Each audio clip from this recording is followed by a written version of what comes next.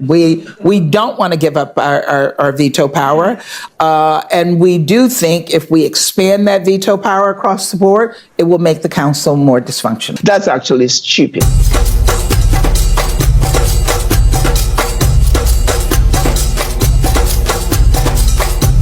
These new members, are they going to have veto power? You know, I've had a number of discussions with my African colleagues who put this kind of take it or leave it position on the table. We get 2 seats and we get the veto. And the reason we want the veto is because you have it. Mm-hmm. But the reason we hate the veto is because it makes the council dysfunctional. We don't want to give up our veto power.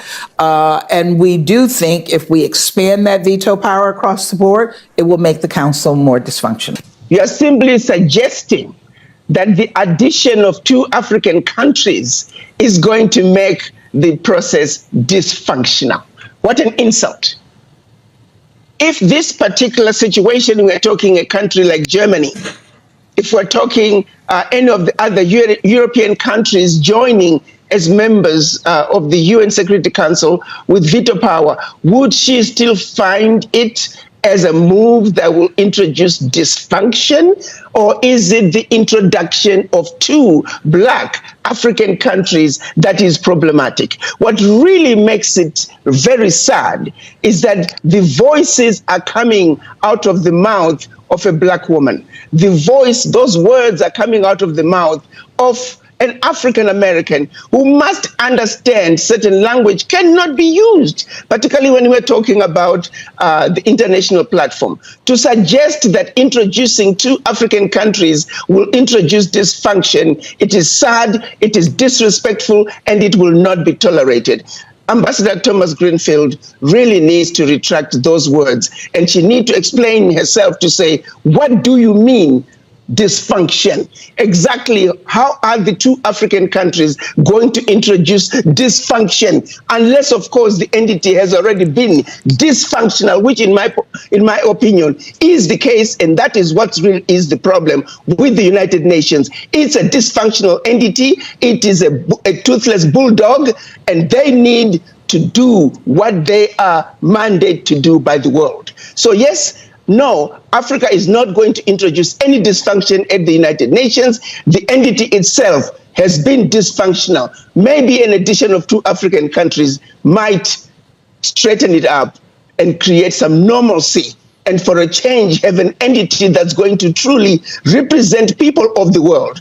As it is right now, it is a relationship, it is an entity that was designed to steal from the developing nations. It is an entity whose entire purpose and plan and reason for being created was to steal from developing nations. So let's be clear. If we are going to speak truth to power, the UN Security Council has been dysfunctional, remains dysfunctional, until it is an entity that truly represents the whole world.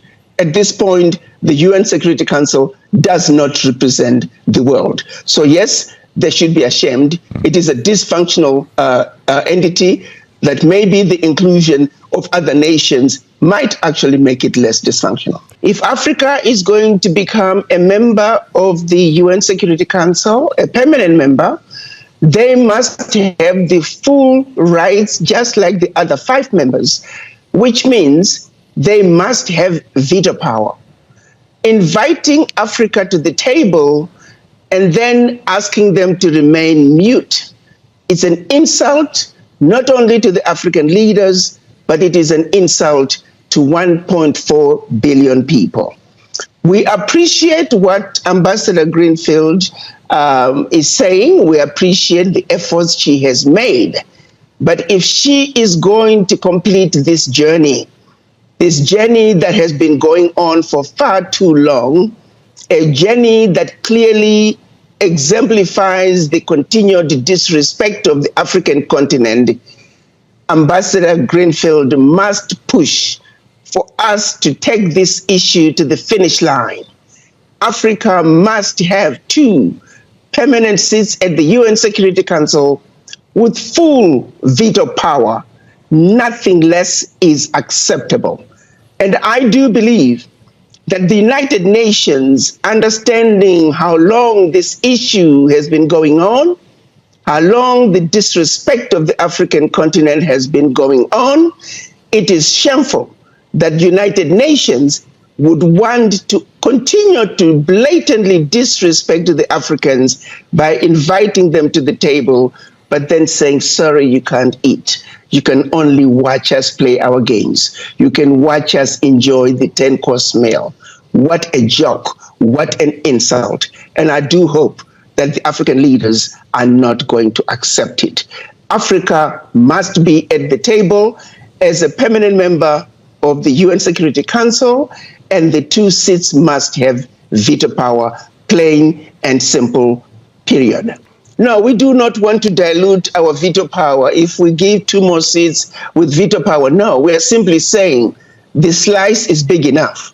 The world is bigger than 5 countries representing over 7 billion people. We are simply saying serious wrongs have been perpetrated against Black people. Here is an opportunity for President Biden to right this wrong. This is an opportunity that we cannot miss. Africans must be at the table. 1.4 billion people must be represented. The continued disrespect of the Africans has got to come to an end. So we are asking President Biden and his running mate, Kamala Harris, who I hope will be the next president of the United States, they will right this wrong once and for all. And Ambassador Thomas Greenfield, we understand all the work that you have done. Please, as a sister, as an ambassador, we're asking you to take this issue to the finish line. Permanent positions on the UN Security Council with full veto power like the other 5 Ps. Well, normally, like most issues pertaining to Africa, what I've found is that the United Nations usually, sorry, not the United Nations, the United States usually has the final say. If the United States is going to come in and say, we support fully Africa being on the UN Security Council with full veto power, I can assure you the other 4 members will follow suit. The United States, if the United States decides they do not wish for Africa to have veto power, it will not happen. But if the United States decides they do want Africa to have veto power, the other countries, I'm pretty sure, will follow suit. Africa must be at the table. We must be where decisions are being made. We must be in a position to also disagree or agree on global issues. Yes, while I understand the dysfunction among us as Africans at the African Union, and I've always said this, that at this point, we don't have the right leadership at the African Union. And I'm hoping that with the new elections that are coming up in February of next year, we are going to have an African Union chair with a head over their shoulders. Right now, we don't have any leadership in the African Union. Moussa Faki has failed us. He's a puppet of the West. We all know that. So yes, I agree with him on one end that we do need reform in the African Union. The good thing for us is there are elections coming up. Moussa Faki is going to be gone. And our hope is we're going to have a new chairman of the African Union who understands the issues and is going to reform the African Union where it can truly represent the people. That is where we got our own homework to do. But that doesn't mean we should give out an opportunity to be at the table. So to just run off and say, well, we are dysfunctional at the African Union, and therefore we are not going to demand that seat at the United Nations Security Council, that's actually stupid. We need to be there while we continue to reform our African Union, while we continue to work together. And I can tell you, the African leaders, they work together. The issue is, do we have someone at the African Union who can implement and execute the wishes of the African Union?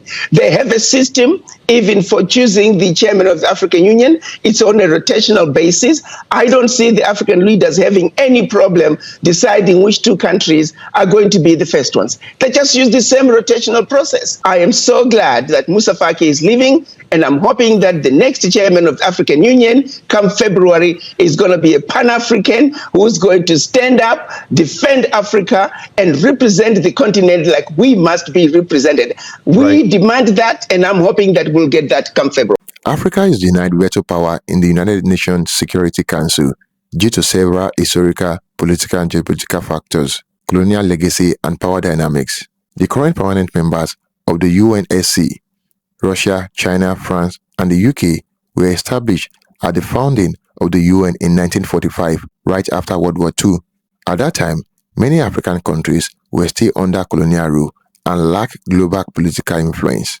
The power structures set by the victors of World War II have remained largely unchanged, excluding Africa from the global decision-making hierarchy. Geopolitical interest. The permanent members, P5, have strong geopolitical and strategic interest in maintaining their exclusive veto power.